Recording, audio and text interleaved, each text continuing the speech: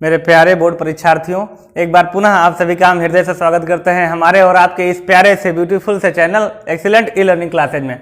और हम सब ने पढ़ाई का पूरा एकदम से बौछार कर दिया, सारी चीज़ों को पढ़ लिया है। अब इस क्रम में हम लोगों को पढ़ना है जो प्रतिरोधों का हम लोग संयोजन करते हैं एक सीरीज में, एक श्रृंखला में। जब हम लोग प्रतिरोध लगाते हैं या वैद्युत उपकरण लगाते हैं तो उनका जो तुल्य प्रतिरोध है वो कैसे ज्ञात किया जाता है।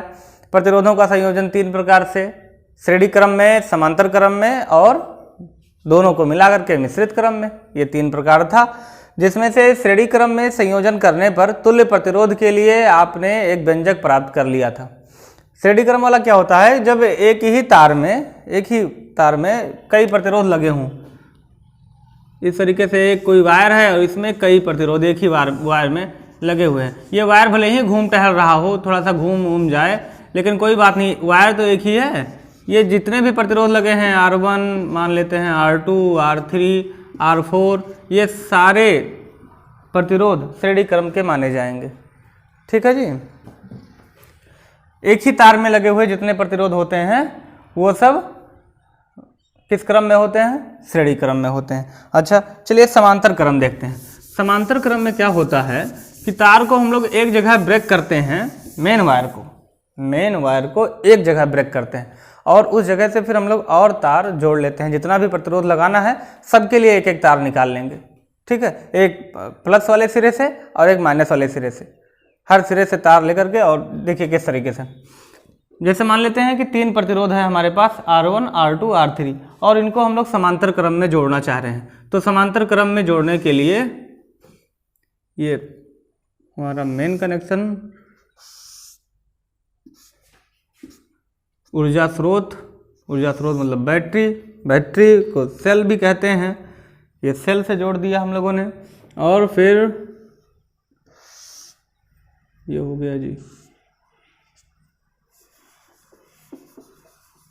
अब हम लोगों को प्रतिरोध लगाना है तो एक प्रतिरोध यहाँ बीच में लगा देते हैं, एक प्रतिरोध यहाँ से, देखिए ये पॉइंट हो गया, ये पॉइंट हो गया। इन दोनों पॉइंट्स पर हम लोग मेन तार को ब्रेक करेंगे, ये और भी। अब ये वाला जो सिरा है ये बैटरी का प्लस सिरा है, ये माइनस सिरा है।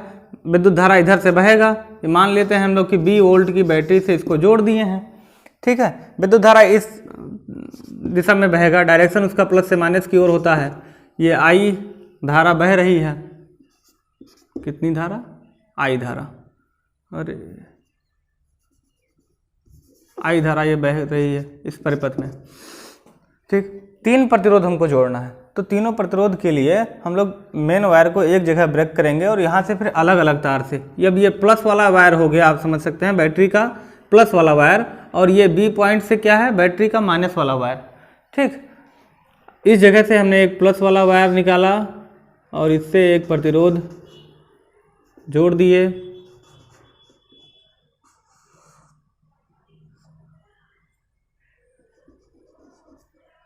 इस तरीके से जुड़ गया। चलिए फीलिंग लीजिए और क्या करना है जी फिगर से। एक प्रतिरोध तीसरे वाले प्रतिरोध को इस जगह से हम लोगों ने इसे जोड़ दिया। ये 3 प्रतिरोध लग गए, R1, R2 और R3। ठीक, ये तीनों प्रतिरोध समांतर क्रम में जुड़े हैं। ये जो सिस्टम है, ये जो व्यवस्था है, ये समांतर क्रम कहलाता है। समांतर क्रम श्रेणी क्रम की अपेक्षा अच्छा होता है। क्यों अच्छा होता है? क्योंकि इसमें बेटा एक जगह हम लोग ब्रेक करते हैं तो जो 20 वोल्ट की बैटरी लगी है, इसका जो विभवांतर है बैटरी का, वो वही विभवांतर इन सभी प्रतिरोधों को मिलेगा। ठीक है, वही विभवांतर सभी प्रतिरोधों को मिलेगा। अगर हमने बल्ब लगा दिया है तो तीनों बल्ब को बराबर विभवांतर मिलेगा। और श्रेणी क्रम में जोड़ने से ना, जो आगे वाला बल्ब होता है उसको ज़्यादा विभवांतर मिलता है, वो तो पूरे स्पीड में जल रहा है। उसके बगल वाला जो छोटा बल्ब है, बड़े वाले बल्ब की अपेक्षा अगर वो छोटा है तो उसको और भी कम मिलेगा विभवांतर, और जो तीसरा बल्ब है उसको और भी कम मिलेगा। तो श्रेणी क्रम में जोड़ने से सबको बराबर विभवांतर नहीं मिलता, विभवांतर कम ज़्यादा होता रहता है। अच्छा, विभवांतर किसका कितना होता है, इसको अभी हम आपको जो है निकालने का तरीका बता दे रहे हैं। अभी आप देख लीजिए कि समांतर क्रम क्या होता है। समांतर क्रम में बैटरी के सभी प्रतिरोधों के धन सिरे को बैटरी के धन सिरे से तथा सभी प्रतिरोध के ऋण सिरे को बैटरी के ऋण सिरे से जोड़ते हैं। ऐसा नहीं कि एक प्रतिरोध के बगल में एक प्रतिरोध लगाते हैं, एक के बाद एक प्रतिरोध अगर लगाते हैं एक ही तार में तो वो श्रेणी क्रम कहलाएगा। ये हो गया समांतर क्रम। इसके लिए जो तुल्य प्रतिरोध का फार्मूला डेरिवेट करना है तो उसके लिए पहले आपको माना वाना लिखना होता है, माना वाना नहीं, सिर्फ माना लिखना होता है। तो इसका माना लिख दीजिए, माना 3 प्रतिरोध, पहले हेडिंग डाल दो, समांतर क्रम में प्रतिरोधों का संयोजन, समांतर क्रम में प्रतिरोधों का संयोजन। ठीक, इसमें इसका माना लिखना रहेगा आपको। माना 3 प्रतिरोध R1, R2, R3 को चित्रानुसार समांतर क्रम में एक V वोल्ट की बैटरी से जोड़ा गया है। ठीक, अच्छा, परिपथ, ये जो पूरा सर्किट बना हुआ है, ये जो पूरा परिपथ है, विद्युत धारा के बहने का जो मार्ग है, ये इस परिपथ में आपको लिखना है कि परिपथ में प्रवाहित धारा I है। ये भी आपने मान लिया कि माना परिपथ में प्रवाहित धारा I है। ठीक है, अच्छा सुनो, अब ये जो I धारा बह रहा है इस परिपथ में, जब इस जगह पर पहुंचेगा पॉइंट ए पर, जब ये धारा पॉइंट ए पर पहुंच जाएगा, उस स्थिति में इस धारा के लिए 3 रास्ते हो जाएंगे। जैसे आपने नदी का धारा देखा है ना, अब नदी में पानी एक ही धारा है उसकी, और नदी से पानी आ रहा है। आगे अगर 3 धाराएं हम उसमें बना दें, नदी के धारा में 3 धाराएं बना दें, तो पानी का मात्रा क्या होगा, कम हो जाएगा। पानी तीनों धाराओं में तो जाना शुरू हो जाएगा। जो एक स्रोत में था वो 3 जगह फ्लो होगा। ये जो I धारा था ये 3 हिस्सों में बढ़ जाएगा। हमने मान लिया कि इनके हिस्से में I1 भाग आ रहा है R1 के हिस्से में, और इनके हिस्से में I2, और इनके हिस्से में I3। ये धारा इन सभी को मिल रहा है। ये I1 ऐसे ही चलेगा, ऐसे आकर के फिर यहाँ इकट्ठा हो जाएगा, I2 पॉइंट बी पर, I3 पॉइंट बी पर। तो सभी धाराएं आकर के फिर बी पर मिल जा रही हैं, आगे एक ही धारा, यानी कि यहाँ हमको फिर से I प्राप्त हो जाएगा। ठीक, तो इनके लिए धारा I1 हो गया, I2 हो गया, I3 हो गया। माना आपने पहले ही लिख लिया है। तो उसके बाद में उत्पत्ति इसकी करते हैं हम लोग।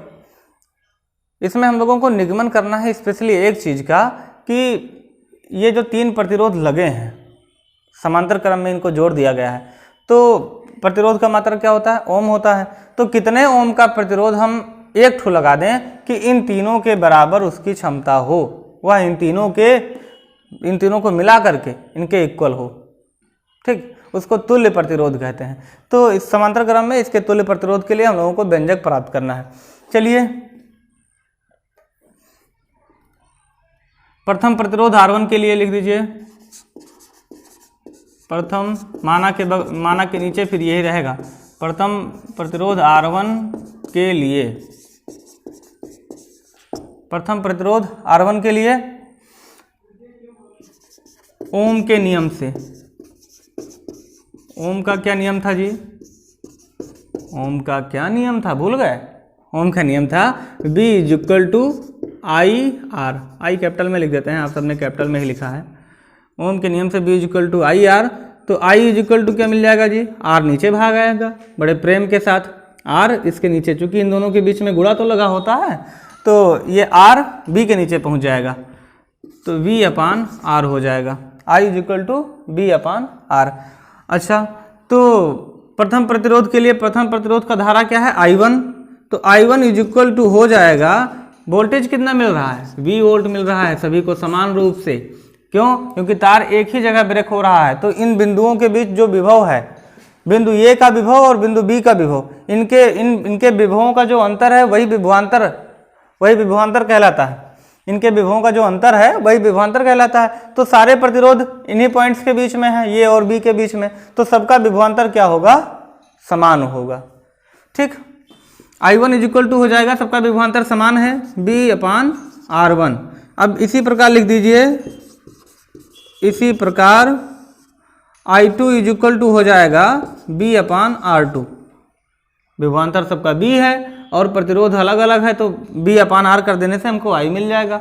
I = B/R होता है। ठीक, B क्या है, विभवांतर, R क्या है, प्रतिरोध। तो इसके लिए इसमें धारा B/R2 हो जाएगा, इसके लिए B/R1 हो जाएगा, एवं I3 इज इक्वल टू कितना हो जाएगा जी, B/R3। एक और बात लिख दीजिए, यदि R1, R2, R3 का तुल्य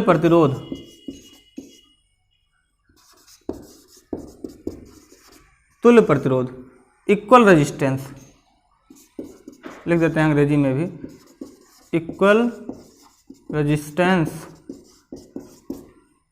R हो, R1, R2, R3 ये जो तीनों लगे हुए हैं समांतर क्रम में, इनके बराबर का प्रतिरोध अगर R है तो कुल धारा I बराबर, अच्छा ये R को जो ना, R को कुछ लोग REQ भी लिखते हैं, तो उससे कंफ्यूज मत होना। REQ मतलब R इक्वल मतलब तुल्य प्रतिरोध, तो EQ भी कहा जा सकता है।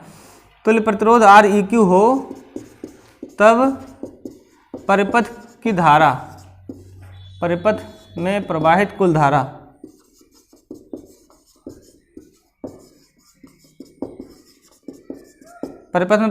I इज इक्वल टू क्या हो जाएगा जी, B/REQ हो जाएगा, B/REQ। अच्छा एक चीज इसमें आप सब और देख रहे हैं, एक चीज और देख रहे हैं आप चित्र से, I इज इक्वल टू है I1 plus I2 plus I3, I is equal to है ना I1 plus I2 plus I3। I का वैल्यू क्या मिल गया है आपको, I का वैल्यू मिला है B/R, REQ is equal to I1 का मान B/R1, I2 का मान B/R2, I3 का मान B/R3। अब B/RQ इज इक्वल टू, इन तीनों में B ले लीजिए कॉमन, B को अगर हम कॉमन ले लेंगे तो क्या बचेगा हमारे पास, 1/R1 plus 1/R2 plus 1/R3, इन तीनों का B कॉमन है, B यहाँ पर हमने बाहर ले लिया।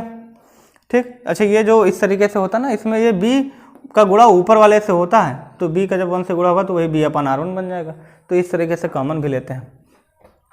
अब दोनों पक्षों को कर दीजिए B से भाग, दोनों पक्षों को B से भाग कर दीजिए, तो 1/REQ बराबर आपको मिल गया 1/R1 plus 1/R2 plus 1/R3, dot dot dot dot dot dot dot इसलिए है बेटा जी कि 3 प्रतिरोध थे तब तो R3 तक आया, ऐसे ही अगर 10 प्रतिरोध होते तो R10 तक आता। तो इस तरीके से कितने भी प्रतिरोध होंगे और उनका तुल्य निकालना है, REQ का मान निकालना है, तो 1/REQ इज इक्वल टू ये हो जाएगा। इसके बाद में क्या करना रहेगा कि आप इन सब जिसका जिसका मान ज्ञात है सबका मान रख दीजिए, उसके बाद में तिरछा गुणा करके और आपको जो मान निकालना है वो मान निकाल लीजिए। ठीक, इस पर न्यूमेरिकल अभी हम लोगों को करना है।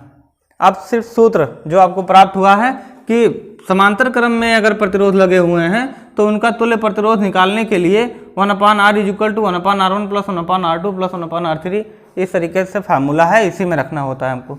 अब इससे संबंधित और विद्युत धारा से संबंधित आंकिक प्रश्न किस तरह से आता है और आंकिक प्रश्न को कैसे हल किया जाएगा, ये आप बहुत आसानी से समझ जाएंगे, बहुत सिंपली समझ जाएंगे।